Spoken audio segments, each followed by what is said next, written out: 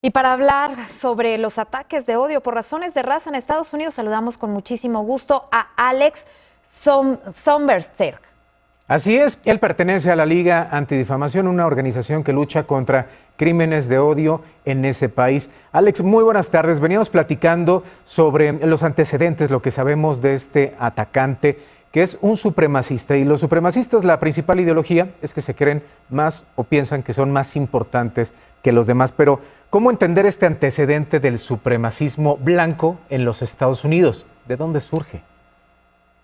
Sí, y creo que para ir a este antecedente, buenas noches primero que nada, gracias por tenerme. Para llegar a este antecedente tenemos que hablar obviamente de primero el nazismo, por supuesto el libro Mi lucha de Adolfo Hitler, y luego pasando por lo que se conoce como neonazismo, es decir, movimientos post Segunda Guerra Mundial que resurgieron en los Estados Unidos y en muchas otras partes del mundo, incluida en Europa, para traer consigo o revivir esa teoría, ¿no? Luego pasamos, por supuesto, a lo que se llamó la derecha alternativa o el alt-right, que fue lo que vinimos a ver en Charlottesville, en Virginia, en el año 2017. Y aquí es cuando llegamos a el tema que ustedes están tocando, la teoría del gran reemplazo.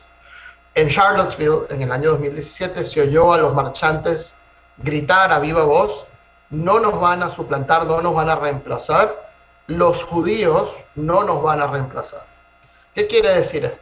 Quiere decir que en la teoría del gran reemplazo sostiene además que el pueblo judío es el titiritero de alguna forma, que está manipulando las aristas del poder para abrir las compuertas de la migración de personas de color a Estados Unidos y eliminar a la raza blanca de su posición de poder y eventualmente eliminarla del todo.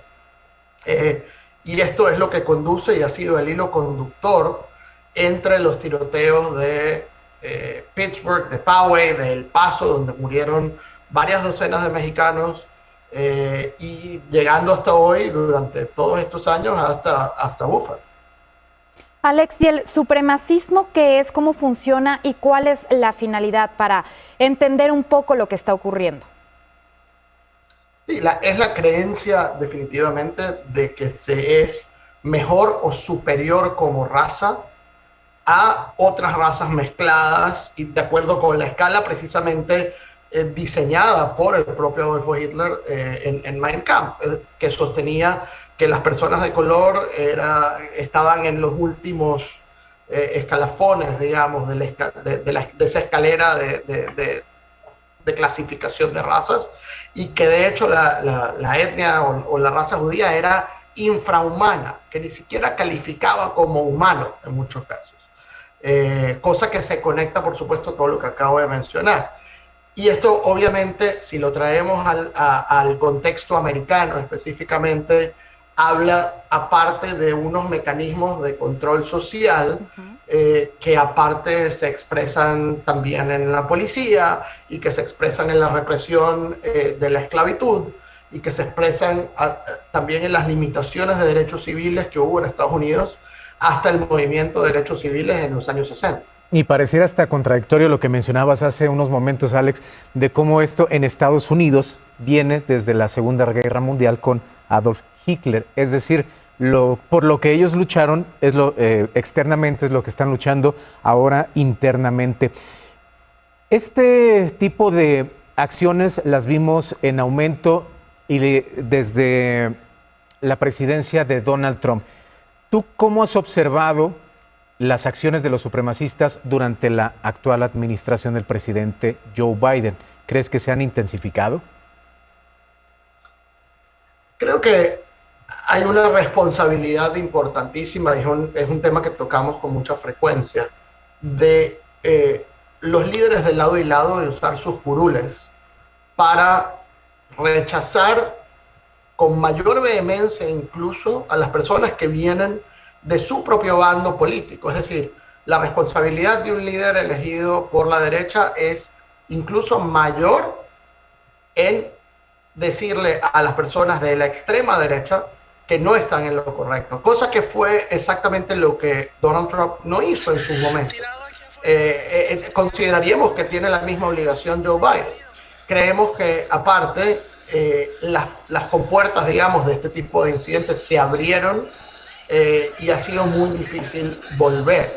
Creo que eso también obedece a una polarización política que tiene Estados Unidos en este momento muy importante, y luchamos por devolver de nuevo estas ideologías extremistas a los márgenes de la sociedad. Creo que eso es lo más importante que decir hoy.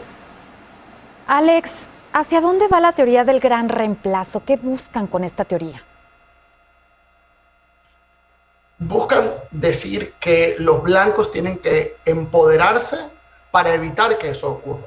Es decir, si leemos las 180 páginas del manifiesto del tirador de Búfalo, una de las cosas que decía, por ejemplo, era que las mujeres blancas tienen que comenzar a reproducirse más, que tienen que comenzar a tener más de 2 hijos para evitar ese reemplazo demográfico dentro de los Estados Unidos.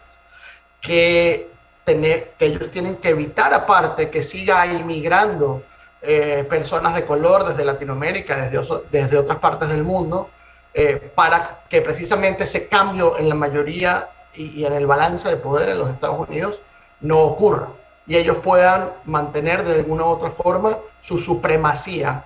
Y de ahí es donde viene el término supremacistas blancos y su poder sobre el resto de la sociedad.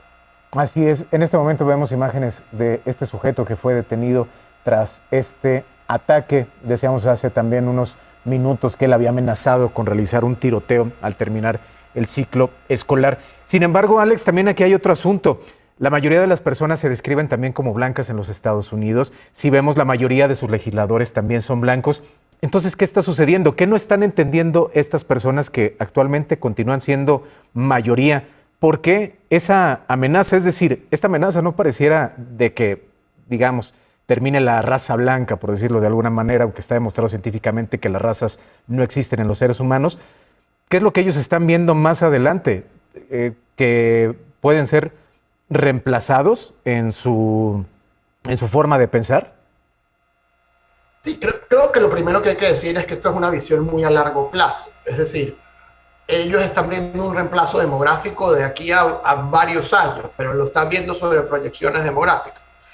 Y la otra cosa que hay que decir, obviamente, es que también tiene que ver con el tema migratorio y con el tema de ideología liberal versus conservadora, y las políticas que deben ser implementadas en los Estados Unidos, como por ejemplo la limitación de la migración en muchos casos.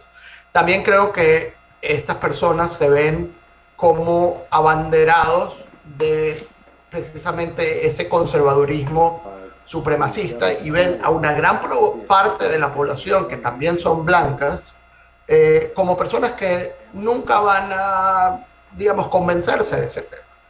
Finalmente, creo que es muy importante decir que estas personas han sido radicalizadas. Ya ves en pantalla, por ejemplo, las imágenes del tirador de Búfalo, digno de ser acometido en psiquiátrico en muchos casos. Es decir, han sido radicalizados. Una de las cosas que él dijo en su manifiesto precisamente es que se había inspirado por el manifiesto de Christchurch, del tirador de Nueva Zelanda, y que de hecho cuando vemos el rifle AR-15 que él portaba, tenía exactamente los nombres de los tiradores anteriores de los incidentes que mencioné, Poway, Pittsburgh, etc. Y creo que eso es una cosa muy importante que hay que tener en cuenta. El tema de la radicalización e incluso algunas veces la insanidad mental. Vaya que sí, ahí está el asunto, y es algo en lo que pues deberían de trabajar también allá en Estados Unidos. Alex, te agradecemos muchísimo que hayas estado con nosotros. A ustedes, muchísimas gracias.